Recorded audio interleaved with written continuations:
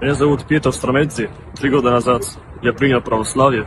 2 года назад переселился в Россию и принял Россию как свою истинную, единственную родину. Знаете, я переселился сюда в Россию, потому что начали преследовать веру мою христианскую, начали преследовать традиционные ценности на Запад.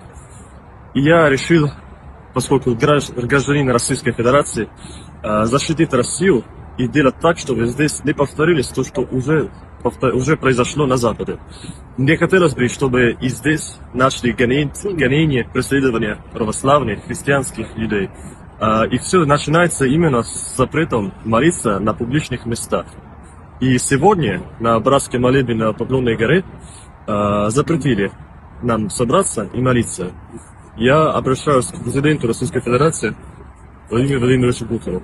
Призываю ему просьбу принимать наши граждане России, православные люди, которые видят вас как наш защититель, человек, который хочет сделать из России, как она и есть, Римом, и чтобы она приняла все люди с традиционными ценностями со всего мира, чтобы стала вновь ковчег. Прошу вам, не позволите никому запретить нам молиться. Россия есть последняя оплота традиционных ценностей.